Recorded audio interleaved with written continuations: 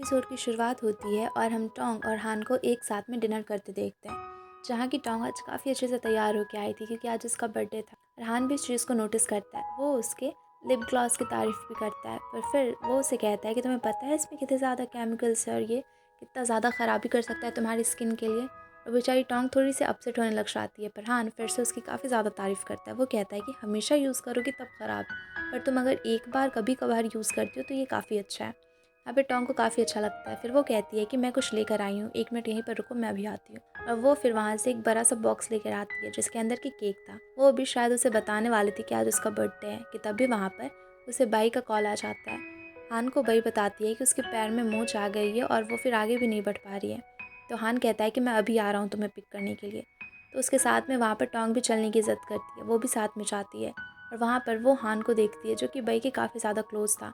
वो बई को संभाल कर अंदर कार तक लेकर जाता है और उससे काफ़ी अच्छे से बातें कर रहा था। वहाँ टोंग कहती है कि मैं इसे लेकर जाती हूँ, पर हान उसे मना कर देता है। इन सारी चीज़ों से बेचारी टोंग का दिल ही टूट जाता है, उसे काफ़ी बुरा लग रहा था। उसके बाद बाइक को गाड़ी में बिठाने के बाद में हान उससे कहता है कि चलो तुम हमारे साथ नहीं चलोगी क्या, जिस पर कि टोंग कहती है कि नहीं, उसे कुछ काम है, इसलिए वो दोनों भी चले जाएँ, वो टैक्सी ले लेगी। हान उससे कहता है कि घर पहुँचने के बाद में मुझे कॉल ज़रूर कर देना, और वो वहाँ पर बाइक को लेकर चला जाता है। टोंग इससे काफ़ी ज़्यादा उदास थी। वो केक को खोलती है और वहाँ पर काफ़ी ज़्यादा इमोशनल हो जाती है। उसके बाद हम देखते हैं कि होटल में अभी यान को नींद नहीं आ रही थी क्योंकि वो बार बार यही सोच रहा था कि कल तो नाई वहाँ पर एक ब्लाइंड डेट में जाएगी। वो काफ़ी ज़्यादा परेशान था इसे लेकर, इसलिए वो बाहर जाता है, जाओ के रूम में नॉक करता है। जाओ जब दरवाज़ा खोलता है तो वो उससे कहता है कि कल मीटिंग को अच्छे से संभाल लेना, और उसके रूम में चला जाता है और जाओ को भी बाहर फेंक देता है। जाओ कहता है कि तुम कहाँ जा रहे हो, पर वो कुछ भी रिप्लाई नहीं करता और बेचारा जाओ ठंडी में रात भर उसे बाहर ही रहना पड़ता है। अगले दिन हम देखते हैं कि नाई जब अपने ब्लाइंड डेट के लिए गई हुई थी तो वहाँ पर यान भी पहुँच जाता है। वो दूर बैठकर उसे देख रहा होता है और नाई भी इसे देखकर काफ़ी स्माइल कर रही थी। अभी नाई और उसका डेट दोनों एक दूसरे से काफ़ी अच्छे से बातें कर रहे होते हैं, और उसके डेट को तो नाई काफ़ी पसंद भी आ रही थी। वो उसकी काफ़ी तारीफ़ भी करता है और कहता है कि उसे नाई जैसी लड़की ही पसंद है। नाई भी उसकी तारीफ़ करने लग जाती है। ये सारी चीज़ें देखकर वहाँ पर यान काफ़ी ज़्यादा जेलस फील कर रहा होता है, इसलिए वो नाई के बगल में आकर बैठ जाता है और फिर उस लड़के से पूछता है कि अच्छा ये बताओ कि अगर तुम्हारी गर्लफ्रेंड पूरे दिन अपने बॉस के साथ में है तो तुम्हें कैसा लगेगा। वो उसके लिए खाना बनाती है, उसके घर की सफाई तक भी करती है, उसके लिए सारे इंपॉर्टेंट डिसीजंस वगैरह भी लेती है, कंपनी को भी संभालती है। यहाँ तक कि तुम कभी उससे मिल भी नहीं पाओगे वीकेंड्स पे भी, क्योंकि वो संडे सैटरडेज को भी बहुत ही ज़्यादा बिजी रहती है। तो तुम्हें कैसा फील होगा। तो वो लड़का कहता है कि मुझे बिल्कुल भी अच्छा नहीं लगेगा, मैं बिल्कुल भी ऐसी लड़की को डेट नहीं कर पाऊँगा क्योंकि मैं इतना ज़्यादा दूर तो नहीं रह सकता ना। हम लोग साथ हैं तो कुछ टाइम तो चाहिए हम लोगों को साथ में। पर तभी वहाँ पर वो उससे पूछता है कि वैसे तुम कौन हो, जहाँ की यान उससे कहता है कि मैं ही इसका बॉस हूँ। इससे वो लड़का काफ़ी ज़्यादा फ्रस्ट्रेटेड हो जाता है और गुस्से में उठ के वहाँ से चला जाता है।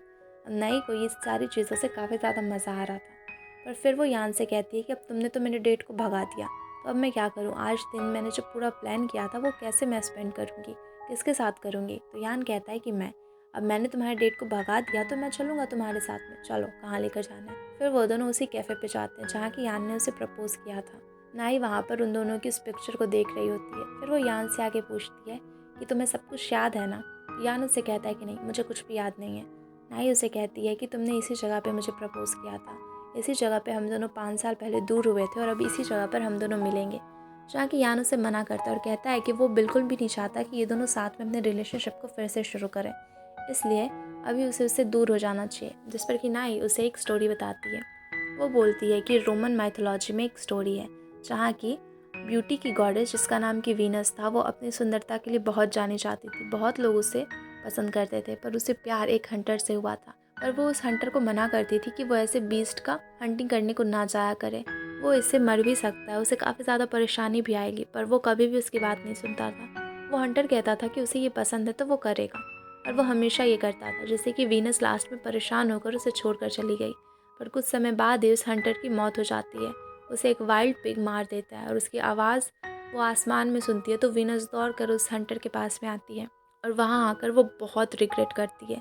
वो कहती है कि चाहे ये कितना भी कुछ बोले, उसे हमेशा उसके साथ में रहना चाहिए था। वीनस को अपने लवर के साथ में रहना चाहिए था। उसे हंटिंग पसंद था तो उसे उसके साथ में हंटिंग पे भी जाना चाहिए था। उसके हर एक फैसले में उसका साथ देना चाहिए था। पर अब वो रिग्रेट के अलावा कुछ भी नहीं कर सकती। इस पर कि यान उससे कहता है तुम्हारा मतलब क्या है इससे।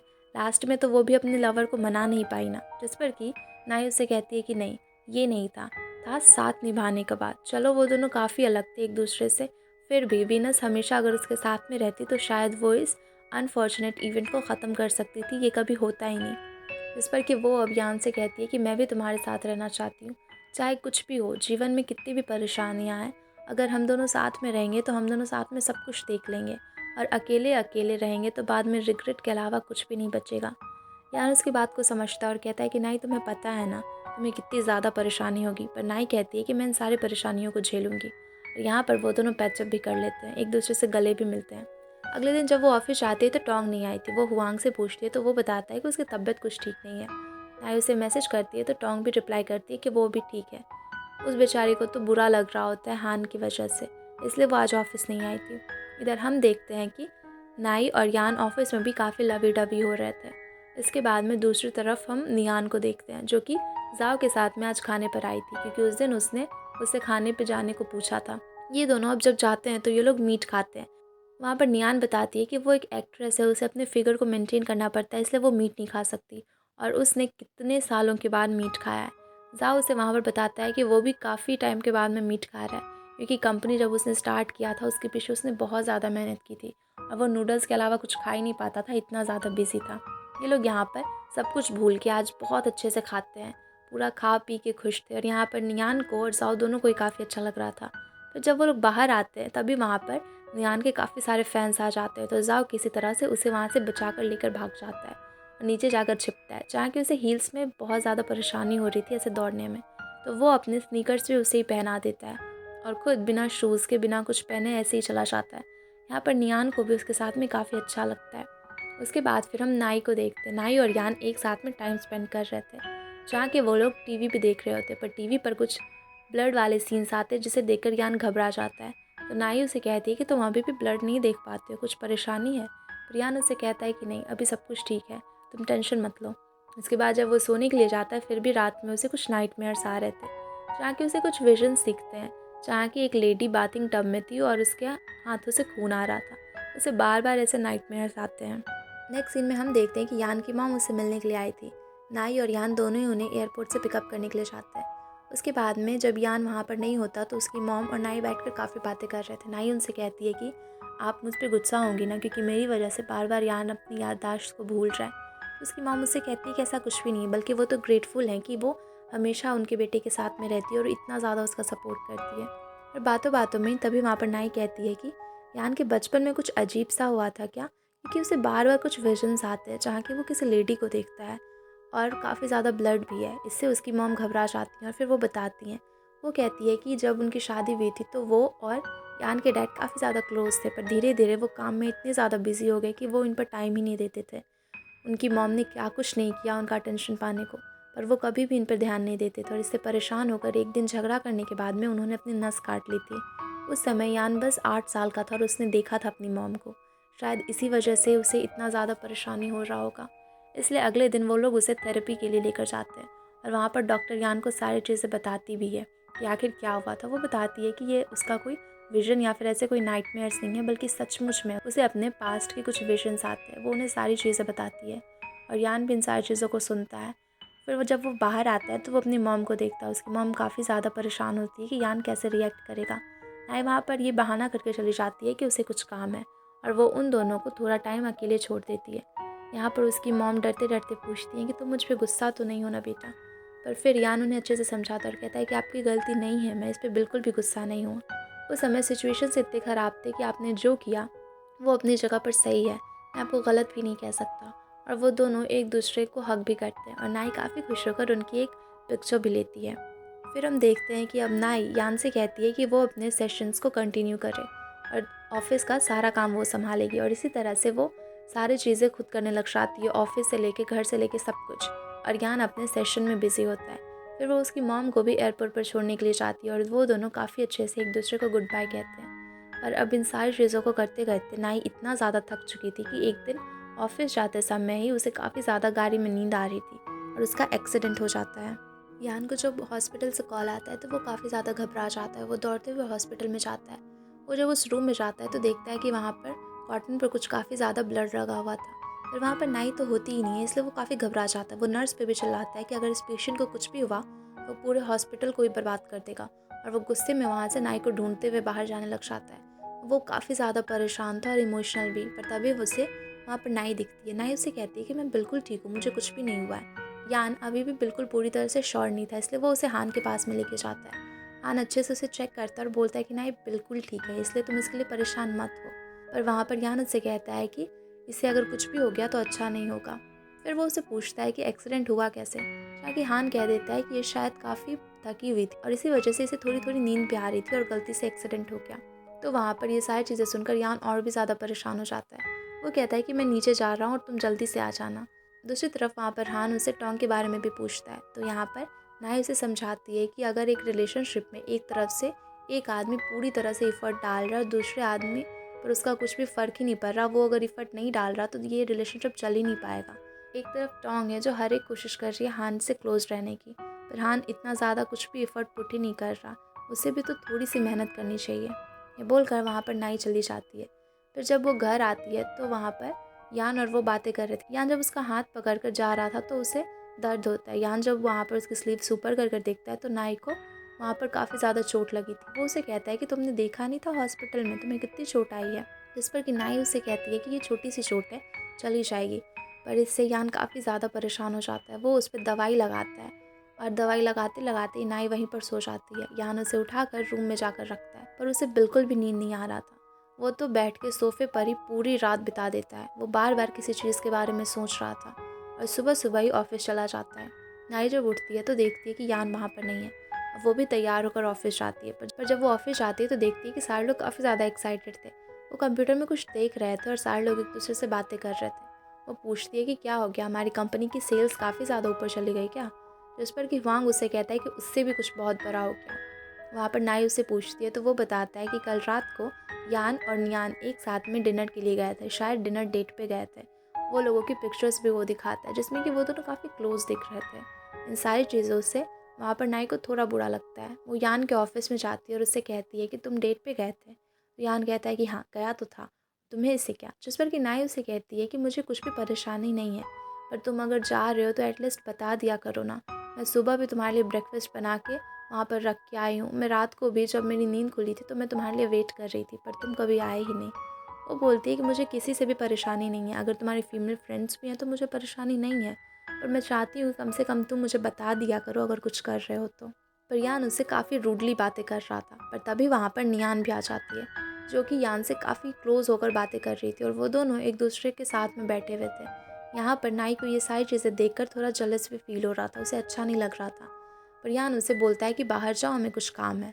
वो बाहर जाकर काफ़ी देर तक वेट करती है, पर नियान और वो तो अंदर ही थे।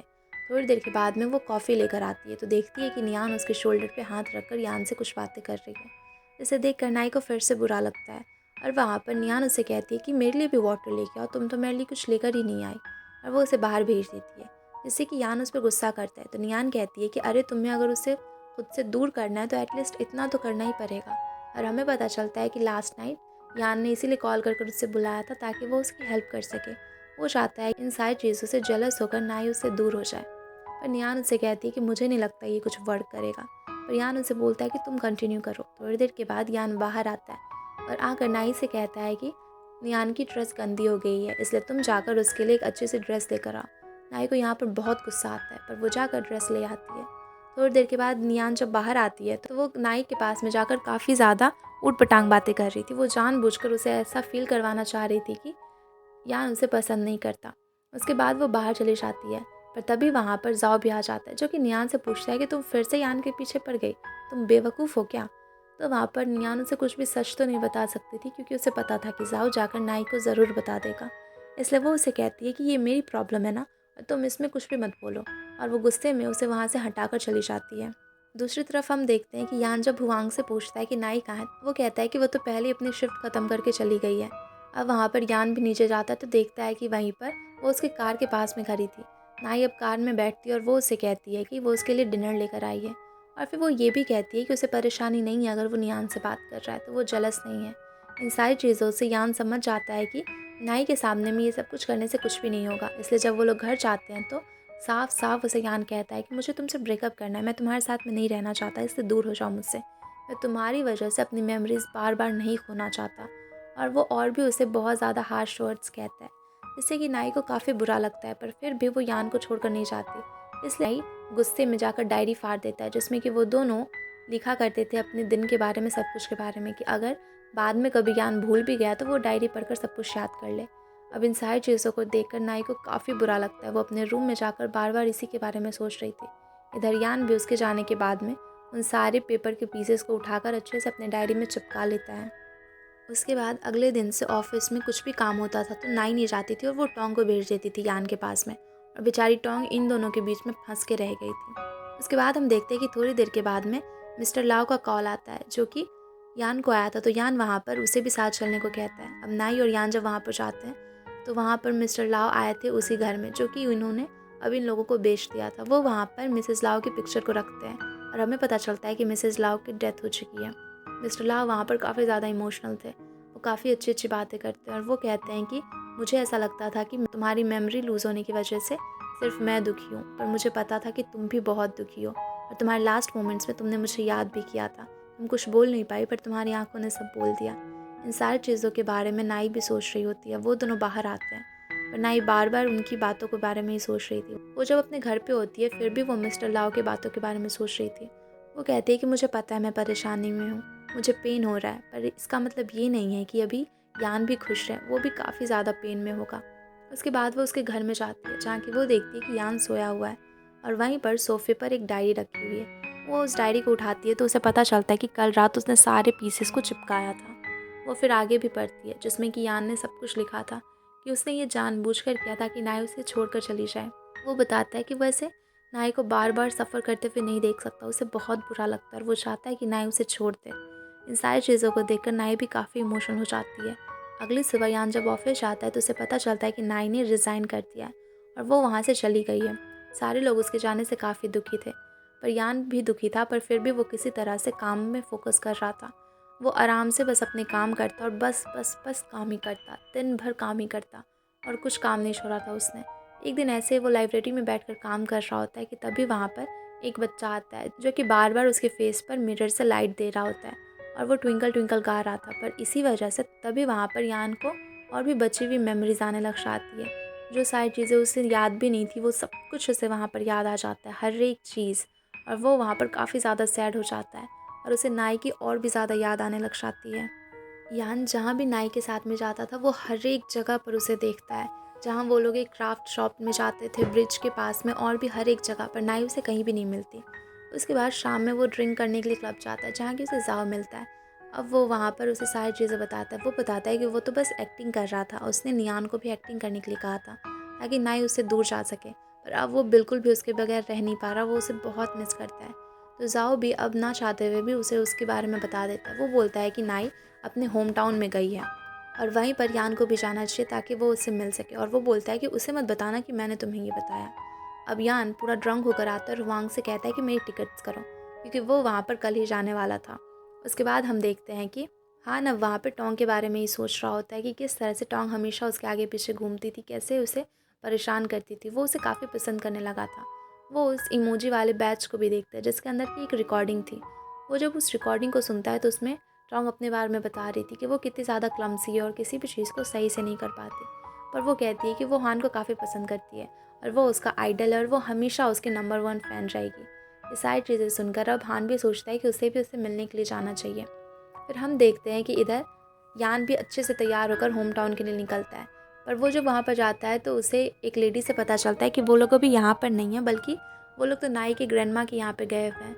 वो उनसे बोलता है कि आप प्लीज़ मुझे एड्रेस बता दो, मैं उसका बॉस हूँ और हमारी कंपनी काफ़ी लॉस में चल रही है। तो वो उसे एड्रेस बता देती है और यान उसके घर की तरफ निकल जाता है। इधर हम देखते हैं कि हान अब यहाँ पर टोंग से मिलने के लिए आया था, पर जैसे ही वो लोग नीचे आते हैं तो वहाँ पर आईलू और सुन भी उसके साथ में थे। वो लोग समझ जाते हैं कि ये पक्का हान ही होगा, इसलिए आईलू कहती है सन से कि वो थोड़ा ड्रामा करते हैं। अब सन वहाँ पर ड्रामा करने लग जाता है कि वो टोंग का बॉयफ्रेंड है और वो लोग काफ़ी ज़्यादा लवी डबी हो रहे थे। इन सारी चीज़ों को देखकर हान को थोड़ा बुरा लगता है। वो टोंग से बातें करता है। वो उसे पूछता है कि क्या परेशानी है, अब तुम मेरी फ़ैन नहीं हो, जिस पर टोंग उसे कहती है कि नहीं, अब मैं और आपकी फ़ैन नहीं रह सकती। तो वहाँ पर हान को बुरा लगता है। फिर वो उसे कॉन्ग्रेचुलेट करता है उसके रिलेशनशिप के लिए, तो वो भी उसे कॉन्ग्रेट्स कहती है उसके और डॉक्टर बाई के साथ में होने पर। और ये दोनों ही अभी कन्फ्यूजन में चल रहे थे। दोनों ही एक दूसरे को पसंद करते थे, पर वो लोगों को पता ही नहीं था, दोनों को लगता था कि वो लोग किसी और को ही पसंद कर रहे हैं। उसके बाद हम देखते हैं यान को, जो कि अब किसी तरह से नाई के होम टाउन के लिए निकलता है, पर वहाँ पर उसकी गाड़ी ख़राब हो जाती है। पर तभी एक मोटर बाइक आ रही थी जिस पर कि वो बैठ जाता है। वो फ्लावर और स्वीट्स लेकर गया था। उस गाड़ी के पीछे में कुछ बकरियाँ भी थी जो कि उसके सारे स्वीट्स को और फ्लावर्स को खा जाती है। अब यान जब वहाँ पर उसके घर पे पहुँचता है तो वहाँ तो उसके पास में कुछ था ही नहीं। वो उस बकरी को ही लेके जाता है गिफ्ट के तौर पर, जहाँ कि उसके डैड जब उसे देखते हैं, नाई के डैड उसे बिल्कुल भी पसंद नहीं कर रहे थे। वो अजीब अजीब तरीके से उससे बातें कर रहे थे, वो थोड़ा रूड होकर उससे बात कर रहे थे। और तो और वो यान से ये भी कहते हैं कि प्लेट साफ़ करो, और वो गंदी चीज़ें बिल्कुल भी नहीं छू पाता था, इसलिए उसे काफ़ी ज़्यादा परेशानी हो रही थी। नाई बार बार उसकी मदद करने की कोशिश कर रही थी, पर उसके डैड उसे वहाँ पर बिल्कुल भी जाने के लिए दे ही नहीं रहे थे। फिर जब यान प्लेट साफ़ करते करते एक प्लेट को तोड़ देता है तो नाई और उसके डैड वहाँ पर जाते हैं। तो वो उनसे कहता है कि मैं पैसे दे दूँगा, आप चिंता मत कीजिए, जिससे कि उसके डैड को और भी ज़्यादा गुस्सा आता है। नाई के डैड उससे कहते हैं कि तुम्हें क्या लगता है, तुम पैसों से सब कुछ कर लोगे, पर तुमने जो इमोशनल डैमेज किया है उसे तुम कभी भी ठीक नहीं कर पाओगे। और फिर वो उसे कहते हैं कि तुम अपने रूम में जाओ, तुमने बहुत साफ़ सफाई कर दी, मैंने देख लिया। और फिर वो नाई से कहते हैं कि बेटा तुम ही कर दो, और वो भी गुस्से में वहाँ से चले जाते हैं। दूसरी तरफ हम हान को देखते हैं, जिसकी मॉम उससे मिलने के लिए आई थी। वो उसे टोंग के बारे में पूछती है, तो वो कहता है कि उन दोनों ने ब्रेकअप कर लिया, जिससे कि उसकी मॉम काफ़ी गुस्सा होती है और कहती है कि तुम हमेशा बेवकूफ़ ही रहोगे, वो लड़की बहुत अच्छी है और वो तुमसे बहुत ही प्यार करती है, और तुम किसी मिसअंडरस्टैंडिंग की वजह से उससे बिल्कुल भी रिश्ता मत तोड़ो, वरना मैं तुम्हें माफ़ नहीं करूँगी। फिर हम यान को देखते हैं, जो कि रात में सो ही नहीं पा रहा होता है, इसलिए वो वहाँ पर नाई से मिलने के लिए जाता है। वो उसके रूम में जाता है, वो उसे सॉरी कहता है और कहता है कि उसने बहुत बड़ी गलती कर दी। वो नाई से कहता है कि वो उसके पास में वापस आ जाए और वो पक्का उसे खुश रखेगा। नाई उसे कहती है कि अब वो उसके पास में वापस नहीं आना चाहती, पर वहाँ पर यान उसे सारी चीज़ें बताता है और कहता है कि उसकी मेमोरीज़ भी वापस आ चुकी हैं, वो उससे बहुत प्यार करता है और इस बार बस नाई उसे माफ़ कर दे। अब नाई भी उसे माफ़ कर देती है, पर तभी उसके दरवाजे पर कोई नॉक करता है, इसलिए वो यान को वहीं पर्दों के पीछे में छिपा देती है। वो जब दरवाज़ा खोलती है तो ये उसके डैड होते हैं, जो कि उसे कह रहे होते हैं कि वो बस उसे चेक करने के लिए आए थे क्योंकि उसके रूम की बल्ब अभी तक जल रही है। तो वो उनसे कहती है कि सब कुछ ठीक है, अभी मैं सोने के लिए जा रही थी, बस कुछ बुक्स था तो मैं सारी चीज़ों को रीड करने लग गई। उसके डैड फिर उसे समझाते हैं कि देखो, वो यान यहाँ पर फिर से वापस आ गया, पर बेटा तुम उसके चक्कर में मत पड़ना, वो अच्छा इंसान नहीं है, वो बार बार तुम्हें जिस तरह से हर्ट करता है, तुम्हें छोड़ के चला जाता है। तुम्हारी मॉम ने ये नोटिस नहीं किया, पर मैंने नोटिस किया। तुम जब यहाँ पर वापस आई थी तुम काफ़ी सैड, और मुझे पता है ये सब कुछ यान की वजह से ही है।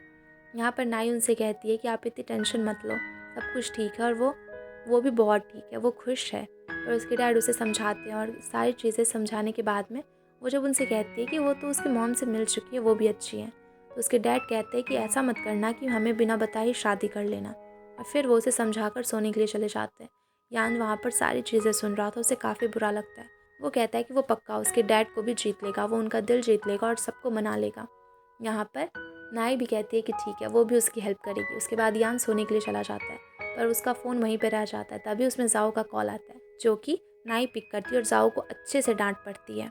पर फिर वो उसके फ़ोन में पिक्चर्स और वीडियोस देखती है, जहाँ की वो देखती है कि यान ने हर दिन उसे कितना मिस किया है। डे 1, डे 30 उसने हर दिन की रिकॉर्डिंग करके रखी थी और वीडियो बना कर रखा था कि वो नाई को कितना मिस करता है। इन सारी चीज़ों को देखकर नाई भी काफ़ी इमोशनल हो गई थी। फिर अगली सुबह जब यान उठकर आता है तो वो उसके डैड को मॉर्निंग कहता है, पर उसके डैड उसका कुछ भी रिप्लाई नहीं करते। तभी वो वहाँ पर नाई की दादी को भी देखता है, वो उनसे भी बातें करता है और वो उनसे काफ़ी अच्छे से भी बातें कर रहा होता है। पर अभी भी नाई के डैड बिल्कुल भी उसे पसंद नहीं कर रहे होते हैं, इसलिए वो वहाँ पर अपने बारे में बताने लग जाता है कि वो कितना ज़्यादा सक्सेसफुल है और उसका आईक्यू कितना ज़्यादा है।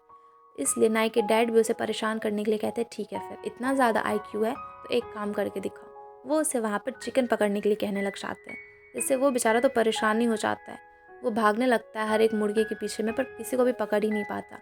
और वहाँ पर उसके डैड काफ़ी हंस रहे थे और मज़े ले रहे थे, पर किसी तरह से वो एक मुर्गे को पकड़ कर लाता है और फाइनली उसके डैड वहाँ पे थोड़े सेटिस्फाइड दिखते हैं, पर फिर भी अभी भी वो उसे पसंद नहीं करते थे। दूसरी तरफ हम देखते हैं कि नियान की पहले वाले पिक्चर्स हर एक जगह वायरल हो गए हैं। सारे लोग उसे देख रहे थे और सारे लोग उसके बारे में गलत गलत कमेंट कर रहे थे कि वो पहले कितनी अगली दिखती थी और उसने प्लास्टिक सर्जरी करा के इतनी अच्छी शक्ल पाई है, और वो हमेशा नेचुरल ब्यूटी के बारे में बात करते रहती है।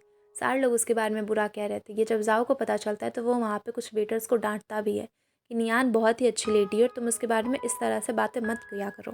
नियान भी इन सारी चीज़ों से काफ़ी सैड थी। वो अपने असिस्टेंट से पूछती है कि जितने भी ब्रांड डील्स हम लोग कर रहे थे सारे कॉन्ट्रैक्ट का क्या हुआ। तो वो कहती हैं कि लगभग सारे लोगों ने कॉन्ट्रैक्ट को ख़त्म करने के लिए कहा है, जिससे कि वो बेचारी और भी ज़्यादा सैड हो जाती है। पर फिर वो बोलती है कि ठीक है, मैं सब कुछ हैंडल करूँगी। वो जैसे ही बाहर निकलती है तो मीडिया के सारे लोग उसे घेर लेते हैं और कुछ लोग तो उस पर अंडे भी फेंकने लग जाते हैं। पर तभी वहाँ पर जाओ आता है, वो उसे प्रोटेक्ट करता है। वो सारे लोग वहाँ पे बहुत सारे अंडे और आटे, सारी चीज़ें उस पर फेंके जा रहे थे, पर जाओ वहाँ पर खड़ा था और वो नियान को अच्छे से प्रोटेक्ट कर रहा था। उसके बाद हम देखते हैं दूसरी तरफ नाई के घर पर, जहाँ की उसकी दादी माँ सीढ़ियों से गिर जाती हैं और सारे लोग काफ़ी घबरा जाते हैं। वहाँ पर नाई के डैड उन्हें उठाने लग जाते हैं। तभी वहाँ पर यान उनसे कहता है कि आप इस तरह से उन्हें मत उठाओ, शायद उनके शोल्डर्स के आसपास कुछ फ्रैक्चर हुआ, अगर आप उन्हें इस तरह से उठाओगे तो उन्हें और भी ज़्यादा तकलीफ़ झेलनी पड़ेगी।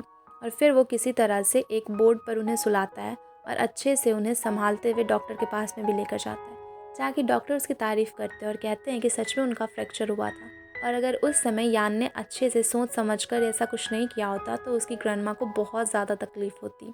और वहाँ पर डॉक्टर उन सारे लोगों को ये भी बताते हैं कि यान की वजह से अभी उनकी ग्रैंडमा बिल्कुल ठीक है, उन्हें कुछ भी परेशानी नहीं है और कुछ टाइम के बाद में वो हॉस्पिटल से भी डिस्चार्ज हो जाएंगी। इसे सुनकर सारे लोगों को काफ़ी अच्छा लगता है और यहाँ पर नाई के फादर भी अभी यान को पसंद करने लग जाते हैं। वो भी काफ़ी इम्प्रेस होते हैं और वो भी उसे सॉरी कहते हैं और कहते हैं कि उन्होंने गलत किया और अभी वो भी यान को काफ़ी पसंद करते हैं। और नाई की मॉम तो पहले से ही यान से इम्प्रेस थी, तो वो भी वहाँ पर उसे थैंक यू कहती हैं। और इसके बाद में वो दोनों बाहर कुछ चेक करने के लिए जाते हैं और नाई और यान अकेले वहाँ पर होते हैं। वो दोनों ही काफ़ी खुश होते हैं और एक दूसरे की तरफ देखकर स्माइल करते हैं। और इसी के साथ में ये एपिसोड यहीं पे ख़त्म हो जाता है। Thanks everyone for watching. और वीडियो अच्छा लगे तो वीडियो को लाइक करके चैनल को सब्सक्राइब ज़रूर कर देना।